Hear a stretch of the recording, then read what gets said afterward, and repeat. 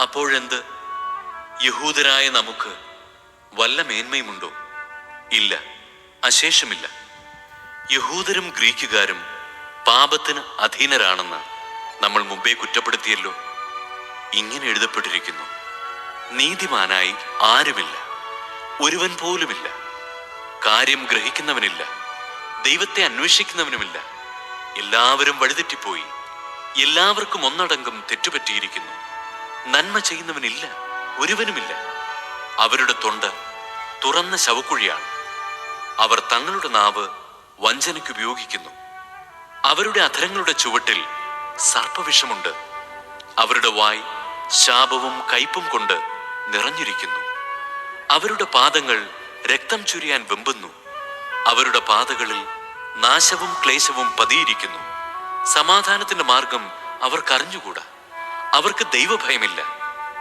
നിയമത്തിന്റെ അനുശാസനങ്ങളെല്ലാം നിയമത്തിന് കീഴുള്ളവരോടാണ് പറയപ്പെട്ടിരിക്കുന്നതെന്ന് നമുക്കറിയാം. എല്ലാ അധരങ്ങളെയും നിശബ്ദമാക്കുന്നതിനും ലോകം മുഴുവൻ ദൈവത്തിന്റെ മുമ്പിൽ കണക്ക് ബോധിപ്പിക്കുന്നതിനും വേണ്ടിയാണ് ഇത്. നിയമം അനുഷ്ഠിക്കുന്നത് കൊണ്ട് ഒരുവനും അവിടുത്തെ സന്നിധിയിൽ നീതീകരിക്കപ്പെടുകയില്ല. നിയമം വഴി പാപത്തെക്കുറിച്ച് ബോധമുണ്ടാകുന്നുവെന്നേയുള്ളൂ.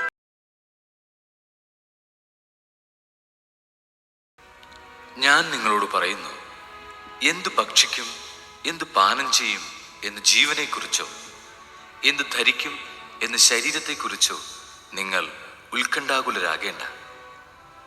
ഭക്ഷണത്തേക്കാൾ ജീവനും വസ്ത്രത്തേക്കാൾ ശരീരവും ശ്രേഷ്ഠമല്ലേ? ആകാശത്തിലെ പക്ഷികളെ നോക്കുവിൻ. അവ വിതയ്ക്കുന്നില്ല, കൊയ്യുന്നില്ല, കളപ്പുരയിൽ ശേഖരിക്കുന്നുമില്ല. എങ്കിലും നിങ്ങളുടെ സ്വർഗസ്ഥനായ പിതാവ് അവയെ തീറ്റിപ്പോറ്റുന്നു. അവയേക്കാൾ എത്രയോ വിലപ്പെട്ടവരാണ് നിങ്ങൾ. ഉത്കണ്ഠ മൂലം ആയുസ്സിന്റെ ദൈർഘ്യം 1 മുഴമെങ്കിലും കൂട്ടാൻ നിങ്ങളിൽ ആർക്കെങ്കിലും സാധിക്കുമോ? വസ്ത്രത്തെ പറ്റിയും നിങ്ങൾ എന്തിന് ആകുലരാകുന്നു? വയലിലെ ലില്ലികൾ എങ്ങനെ വളരുന്നു എന്ന് നോക്കുക. അവ അധ്വാനിക്കുന്നില്ല, നൂൽ നൂൽക്കുന്നുമില്ല.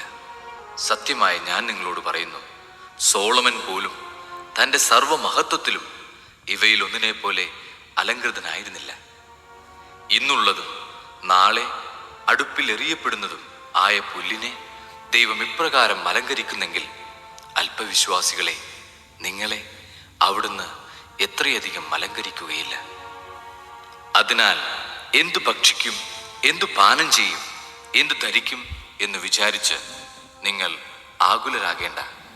വിജാതീയരാണ് ഇവയെല്ലാം അന്വേഷിക്കുന്നത്. നിങ്ങൾക്കിവയെല്ലാം ആവശ്യമാണെന്ന് നിങ്ങളുടെ സ്വർഗീയ പിതാവ് അറിയുന്നു. നിങ്ങൾ ആദ്യം അവിടുത്തെ രാജ്യവും അവിടുത്തെ നീതിയും അന്വേഷിക്കുക. അതോടൊപ്പം മറ്റുള്ളവയെല്ലാം നിങ്ങൾക്ക് ലഭിക്കും. അതിനാൽ നാളെയെക്കുറിച്ച് നിങ്ങൾ ആകുലരാകരുത്. നാളത്തെ ദിനം തന്നെ അതിനെക്കുറിച്ച് ആകുലപ്പെട്ടുകൊള്ളൂ. ഓരോ ദിവസത്തിനും അതതിൻ്റെ ക്ലേശം മതി.